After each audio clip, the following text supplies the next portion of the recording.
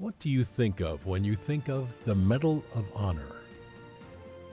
Honor, duty, and sacrifice are just three of the words that come to mind. It's the most prestigious of awards for valor and bravery our country can give. The Medal of Honor has been given out to Army soldiers starting in 1863. To receive the Medal of Honor means you have performed far beyond the call of duty, playing an extraordinary and vital role in protecting the United States of America from our enemies. Unless you are one of the many brave soldiers who are denied the medal by dying.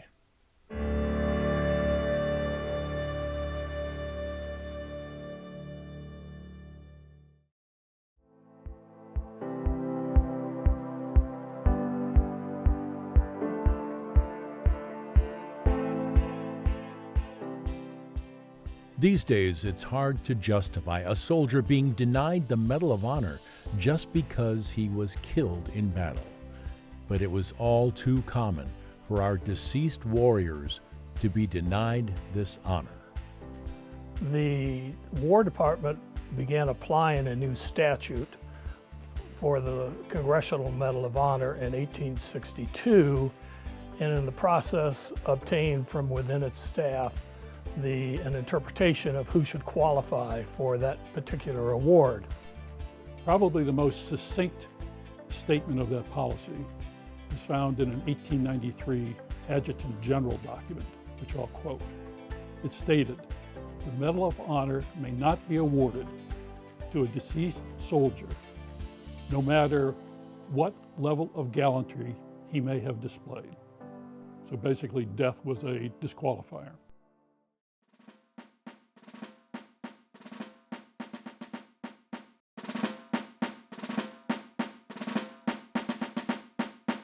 Sergeant Stephen Fuller was on his third re-enlistment in the Army during the Indian War period following the Civil War. He was 35 years old, having emigrated from Ireland and lived in New Haven, Connecticut. In October of 1869, he was serving his country in an Army troop fighting famed Indian Apache Chief Cochise and 100 warriors in the Battle of Chiricahua Pass in the mountains in southeast Arizona during a period of intense raiding by the Apache. Sergeant Fuller was killed in action that day. He was recommended and approved for the Medal of Honor for gallantry in that action. As his medal was about to be engraved, a clerk made an entry next to Fuller's name on the Medal of Honor approval list, and the handwritten words, "Killed, no medal," were entered. No medal was ever issued for Sergeant Fuller, despite that approval. Also in that battle was another soldier of Irish heritage, Private Thomas Collins. He was 30 years old and was working as a tailor before his enlistment. Collins had been in the Army all of 20 days when he was killed in action. He was also recommended and approved for the Medal of Honor for his bravery.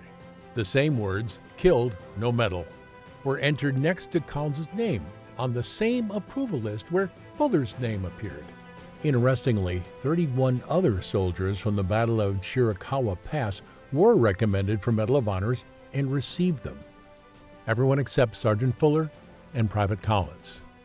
They were the first two soldiers recommended and approved for the medal, but who were ultimately denied for one reason, and for one reason only. They'd been killed in the line of duty, earning the distinction of being the first soldiers denied the Medal of Honor by a misguided government policy. There are 3 stages a soldier has to go through to get the Medal of Honor. First, they have to get recommended by their commanding officer for their brave actions. Then, they must be approved for the medal by multiple levels of Army hierarchy, with final approval through the chain of command. At that point, the soldier is awarded the medal.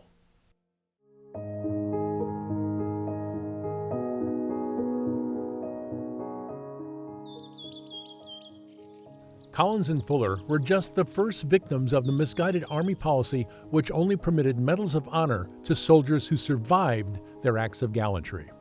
For example, in 1899, during the Philippine insurrection, General Henry Lawton formed a small, elite group of about 24 soldiers known as Young Scouts, who undertook highly dangerous advanced military engagements with large numbers of enemy soldiers.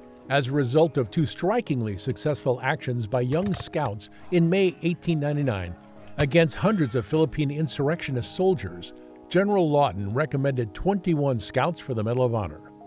Due to War Department delays and oversight, their medals were eventually approved 7 years later, in 1906, at the direction of the President Theodore Roosevelt. Like Fuller and Collins, 4 of the approved soldiers have been killed or were deceased by the time of their approval, and no medals were ever issued for them. Those 4 soldiers were Privates Frank Summerfield, Michael Glasley, John Desmond, and Eli Watkins. However, all of the other 21 scouts who served with these 4 soldiers and who were still living in 1906 did receive their Medals of Honor. There is another very important historical point. The Army was seriously inconsistent in its application of the killed no medal policy prior to its rescission in 1918, when the War Department acknowledged the error and injustice in the policy. Prior to the rescission, at least 40 deceased soldiers were awarded Medals of Honor, contrary to the otherwise stated killed no medal policy. In fact, 4 of these 40 deceased soldiers served in the same Philippine insurrection in 1899 as the deceased soldiers, Private Summerfield, Glasley, Desmond, and Watkins. There is, however, documentation, which I've discovered, which shows that during this period of time, again, 1862 to 1918, 46 soldiers who were deceased were actually approved for the Medal of Honor. So the Army was not consistent in the application of this policy. Within that group of 46, 40 actually had Medals of Honor issued in their names. Most of those medals were presented to next of kin. However, there are 6 soldiers still on the records who were approved who have never received their Medals of Honor. Those 6 deceased soldiers were Stephen Fuller, Thomas Collins, Frank Summerfield, Michael Glasley, John Desmond, and Eli Watkins.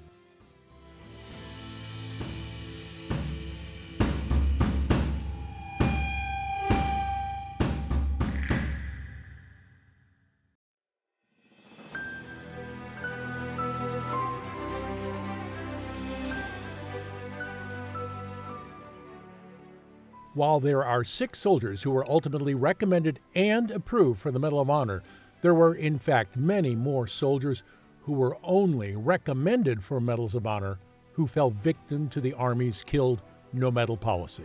While they were recommended for Medals of Honor, the final review of those recommendations never reached the approval stage, since the War Department review process was halted once it was determined that the recommended soldiers were deceased.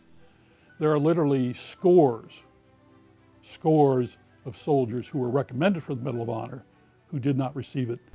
However, records uncovered recently reveal that prior to the rescission of the policy by the Secretary of War in 1918, over 60 soldiers recommended for the Medal of Honor were specifically denied medals because of this killed no medal policy. While their recommendations did not reach the approval stage, as was the case with Fuller, Collins, Summerfield, Glasley, Desmond, and Watkins, the documents clearly and explicitly prove that their deaths alone were the reason that no Medals of Honor were ever issued.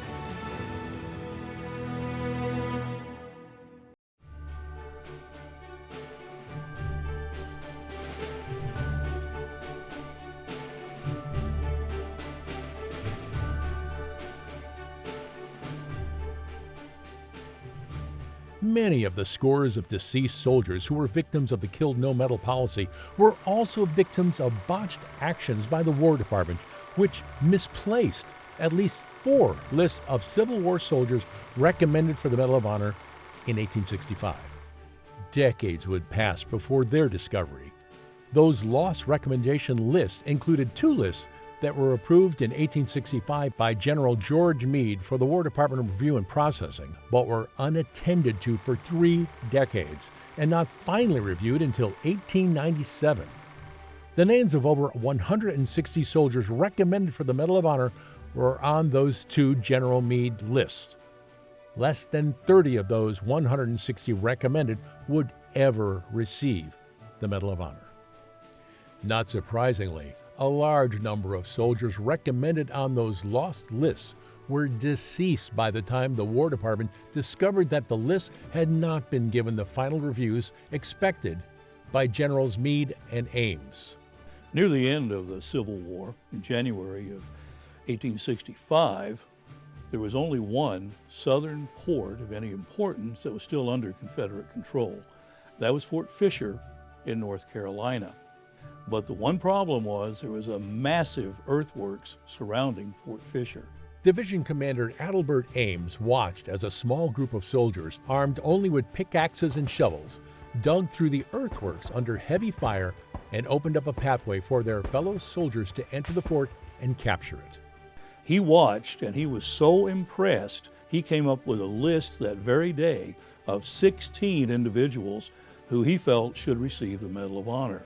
He asked his brigade commanders if they could make recommendations, and they did, and they came up with another 41. Now, that list, if you want to call it a list, or two actually, were lost. Not just for a few years, but for a total of 50 years. These long-forgotten lists were recently found deep in the National Archives after being misplaced for decades.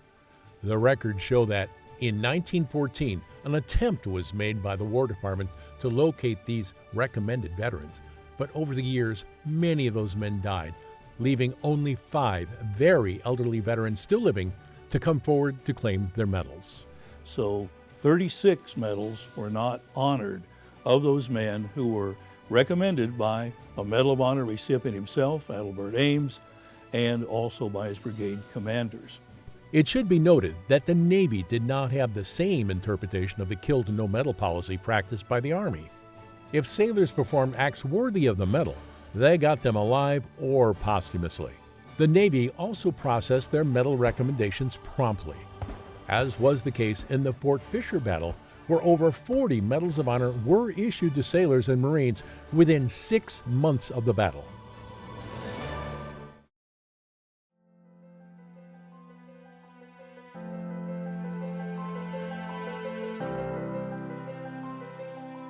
This book, The Medal of Honor, Its Dark Sides by Michael Eberhardt, is available for free online at medalofhonorhistories.com. It spells out the fascinating background of America's highest military honor. In addition to his in-depth analysis of the killed no medal policy, Mr. Eberhardt's book points out injustices that have occurred in the evolution of the Medal of Honor. For example, his research has uncovered at least 60 instances where Medal of Honor recipients deserted after their awards, but those deserters remain today on the official Medal of Honor rolls. A formal request for Medals of Honor for the 6 approved soldiers, Stephen Fuller, Thomas Collins, Frank Summerfield, Michael Glasley, John Desmond, and Eli Watkins, was submitted on February 2025 to the Department of Defense.